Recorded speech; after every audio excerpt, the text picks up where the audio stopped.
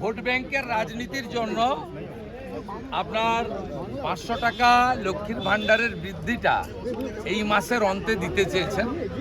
বাকি যেগুলো বলেছেন সেগুলো সবটাই প্রতিশ্রুতি, নির্বাচনী যে ইস্তাহার কর্ম হয় সেই মতো।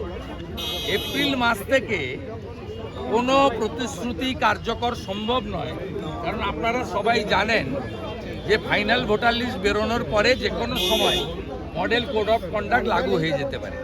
মডেল কোড অফ কন্ডাক্টের নিয়মই হচ্ছে বেনিফিটের অ্যামাউন্ট বাড়ে না, বেনিফিশিয়ারির সংখ্যা বাড়ে না। তাই এপ্রিল মাস থেকে যে প্রতিশ্রুতিগুলো দিয়েছেন এগুলো কোনোটাই কার্যকর হওয়া সম্ভব নয়। এটি 4 মাসের একটি অন্তর্বর্তী ভোট অন অ্যাকাউন্ট, বেতন বা অন্যান্য সরকারের যে রেগুলার এক্সপেন্ডিচার, রেকারিং এক্সপেন্ডিচার সেগুলো চালানোর ক্ষেত্রে একটি ব্যবস্থা মাত্র। এমনকি এই বাজেটে আগস্ট মাস থেকে যুবশ্রী যেটা ছিল তার তো অপমৃত্যু ঘটিয়েছেন, সেই যুবশ্রীর নামটা বদলে যুব সাথী করেছেন। 1500 টাকা ভাতা দেওয়ার কথা বলেছেন, অথচ এই মুখ্যমন্ত্রীর আমলে ডক্টর অমিত মিত্রর পেশ করা বাজেটে বেকার যুবকদের জন্য যুবশ্রীর কথা বলা হয়েছিল, পোর্টাল চালুর কথা বলা হয়েছিল, বেকার ভাতার কথা বলা হয়েছিল। কমপ্লিটলি বেকারদের সঙ্গে জাগলারি, মিথ্যাচার, প্রতারণা উনি করেছেন।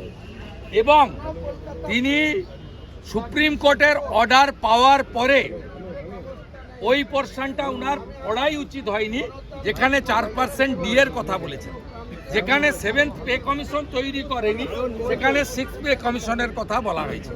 এই বাজেটে এই রাজ্যের রাজস্ব বৃদ্ধির কোনো পরিকল্পনা নেই, বেকার বিরোধী বাজেট, চাকরির কোনো লক্ষ্যমাত্রা নেই এবং কন্ট্রাকচুয়াল লোকেরা শুধুমাত্র আশা, আইসিডিএস, সিভিক ভলেন্টিয়ার নয়, ডাটা এন্ট্রি অপারেটর থেকে ভিলেজ রিসোর্স পার্সন থেকে নানা ধরনের যারা কন্ট্রাকচুয়াল রয়েছে, থার্ড পার্টি কন্ট্রাকচুয়াল, পরিবহনের ড্রাইভার কন্ট্রাক্টর থেকে শুরু করে ওয়েবেলের মাধ্যমে নিযুক্ত লোকজন, তাদের জন্য কোনো সুনির্দিষ্ট প্রতিশ্রুতি নেই। যে প্রতিশ্রুতি আছে তাতে কেবলমাত্র লক্ষ্মী ভাণ্ডার ফেব্রুয়ারি মাসে কার্যকর করার কথা ছাড়া বাকি এই বাজেট কার্যত আমরা বলতে পারি এই বাজেট দিশাহীন এবং একটি মিথ্যা দলিল, যাতে এই রাজ্যকে অনেকটাই পিছিয়ে দেবে। বিস্তারিতভাবে ডক্টর অশোক লাহিড়ী বলবেন অর্থনীতির দিকগুলো নিয়ে,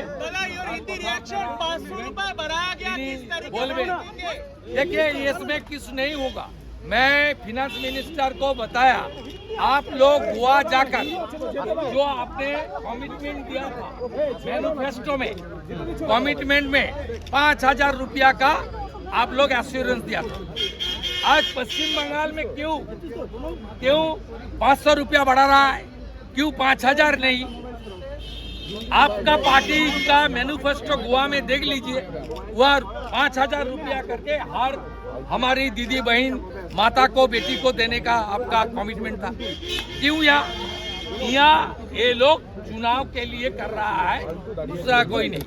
अगले महीने इसको 11,000 करोड़ कर्मचारी को देना पड़ेगा, पेंशनर्स को देना पड़ेगा 10,400 करोड़।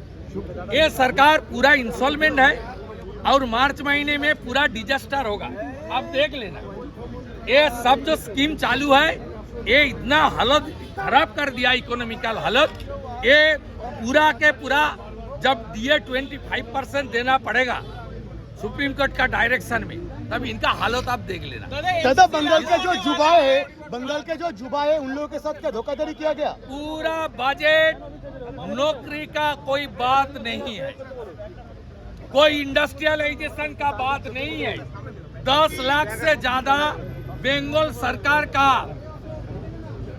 जो अपना एम्प्लॉयमेंट देने का मौका था उसका कोई टिप्पणी, एक शब्द भी नहीं है।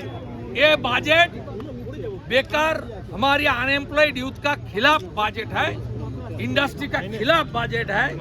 कोई एयरपोर्ट, रेलवे मार्ग, राजमार्ग, अच्छा हॉस्पिटल, क्या क्या हेल्थ सेक्टर में क्या करना, फार्मर्स के लिए क्या करना, और भी हमारा जो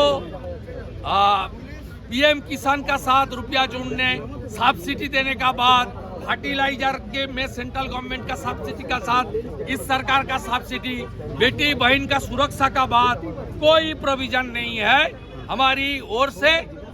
जो देश की इकोनॉमिक एडवाइजर था honourable MLA doctor Ashok Lahiri ji, वो इकोनॉमिक पॉइंट में उन्होंने आज आपको संक्षेप में बताएगा। बाकी काल जो बजट में चर्चा होगा डॉक्टर लाहिड़ी शुरू करेगा, मैं फिनेंस मिनिस्टर का पहले मैं एक्नोलेज करूंगा। वह इलेबोरेटली हम लोग जो लेकुना है वो बता दूं। दादा